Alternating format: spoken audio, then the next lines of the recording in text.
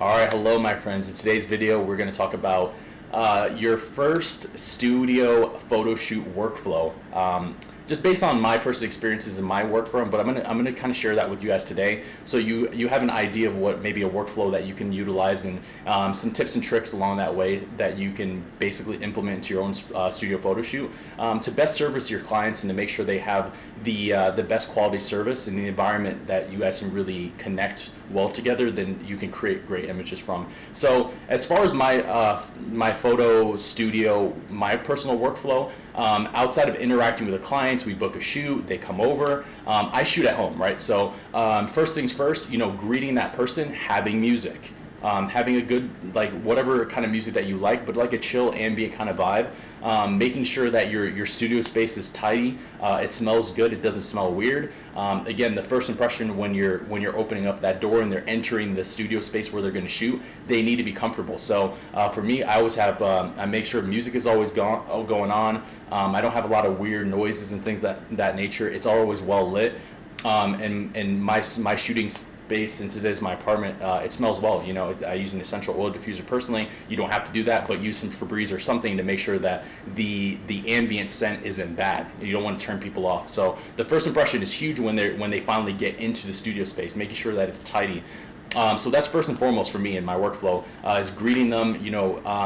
When they do eventually come to the studio location, I always go out and I greet them, man. Every single time I will go out to their car, I will help them with their bags. I'll offer assistance. I'll guide them into the studio space, which is, again, that's my apartment. But I meet them and I walk with them to the actual studio location, so that we get it in that moment. We get a chance to connect a little bit. Where are you from? Like, how long you've been out here? Like, what made you kind of move out here? And we start that conversation. So once we kind of walk through the doorway, we're already like engaging and we're already interacting. So there's a little bit of trust that's being built right there. Because in most situations, this will be the first time you're going to be shooting with someone. Obviously, if they're coming over some kind of space, there's liability and safety type of things to consider right there, especially if it's a woman, you're a single guy, whatever that may be. So obviously, you want to make sure that you're building some friendship and trust right there in the beginning, so that they feel comfortable. You don't want it to be a weird interaction. You want to make sure that you're starting to build a little bit of trust between you guys and starting that conversation, just asking about their family. What do they do out here in Vegas? Like, what are their hobbies? What are the things that they're passionate about? Starting that conversation. For me personally, another huge part of my workflow is every time I have a client come into the studio space, I offer them either waters or snacks. I have snacks here as far as like nuts and fruits and infused water and stuff like that, and I offer that stuff. For people that I've shot with consistently, there is sometimes wine. They have free roam for when it comes to drinks and things of that nature, but I offer that stuff every single time. And as a part of my personal budget is actually purchasing. So my clients have free reign when it comes to being able to access my snacks and things of that nature. My personal budget, week over week, actually includes that. I have a specific photography budget that includes snacks and purchases that are made to make sure that the client, as they come to my apartment to shoot, makes them more comfortable. Offering snacks, waters, drinks, whatever that may be, nuts. It's a small little step that goes a huge way. Regardless if you're shooting at home or you actually have an actual studio space or you're doing a rental, having that stuff is huge, man. So definitely, absolutely encourage that you guys incorporate something of that nature. Just offering that, because it's a small sign that shows that you're hospitable, and that starts to break down the walls a little bit, and allows people to be a little bit more comfortable, especially when they're coming over to a new space. So outside of that, after I give them snacks, we usually talk for maybe about 15-20 minutes before the shoot, and that's something I compensate, especially if it's a paid shoot, I compensate that in time. I don't necessarily charge them for that time for us to connect. I build that into my prices and my packages.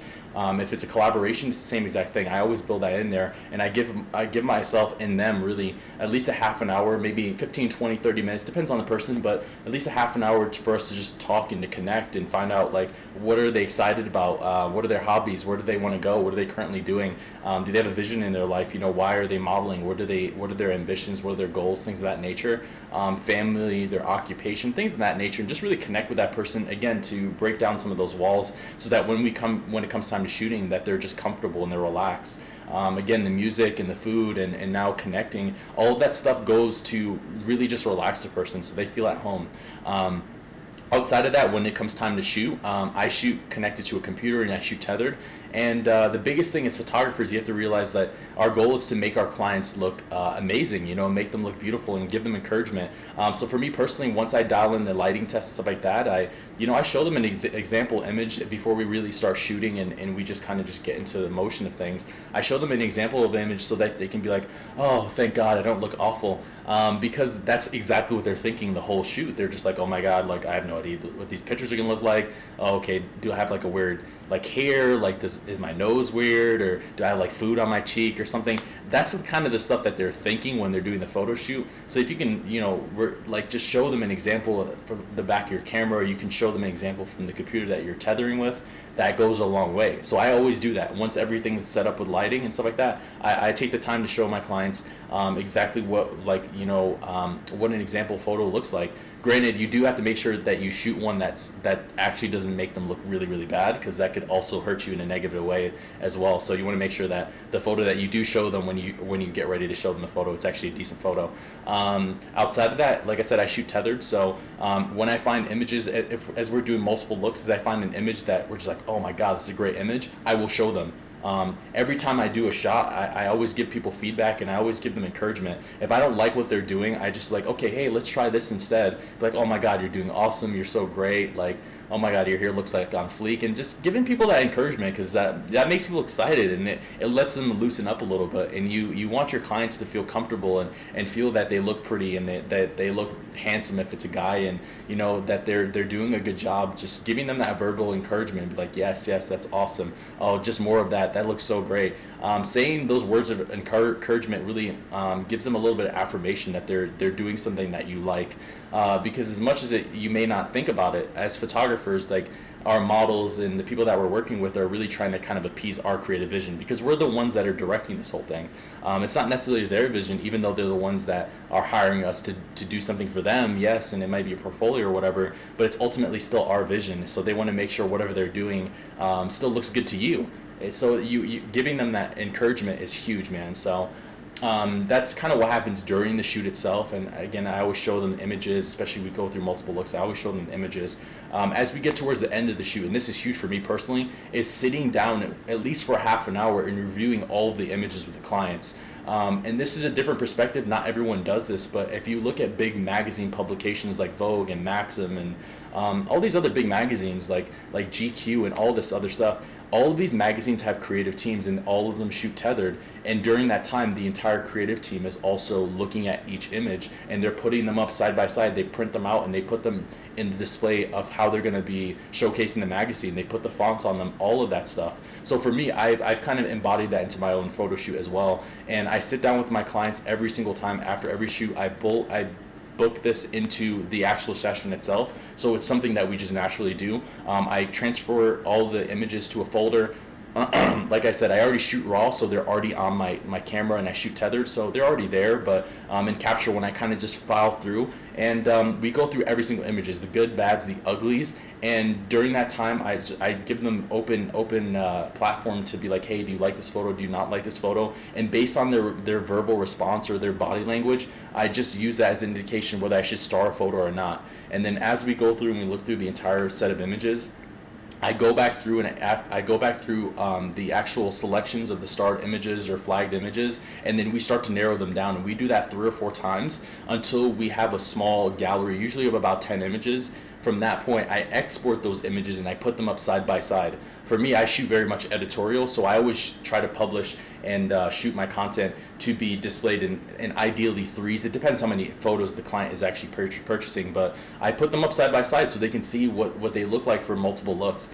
And that's huge because it reduces the burden of the client being there by themselves, looking at 1,000 pictures and be like, oh my God, I don't know which one, because they need our feedback. And those right there, just kind of, that's really my whole workflow. I'll do another separate video explaining kind of the online gallery that I actually send images to, if we don't have time to do that, or the online gallery that I sometimes, okay, if we're just like, okay, I like these 5 images and they need a little bit more time to decide on their own. I'll talk about that in a future video as well. But that right there is my whole workflow. And, as when a client is finally leaving and they're walking away, and we're parting ways and stuff like that, I always ask for a referral. Be like, hey, if you enjoyed the experience, man, like if you have any friends or someone like that wants to do some editorial content, man, send them my way. Send me their Instagram. I'll reach out to them and we'll collaborate. We'll set something up, and that's part of the reason why I was able to get some of the traction that I got. So that's kind of going to wrap up today's video. As always, guys, hit that subscribe button right over here and hit that like button right over there as well. Just like the video, man. Just like the video. And then outside of that, my friends, if you have any comments, questions, concerns, if you want to give us feedback, leave that in the description. Leave that in the comment box below. And then reach out to us on social media, man. If you have any questions, if you have a specific idea that we should do for a follow-up video, or you want to see something specific that we have the skill set to talk about, by all means, reach out to us. Send us a DM, send us a comment here on YouTube. Reach out to us in whatever way that you want to. We respond to every single message that we have and that we get. So until next time, my friends, peace out.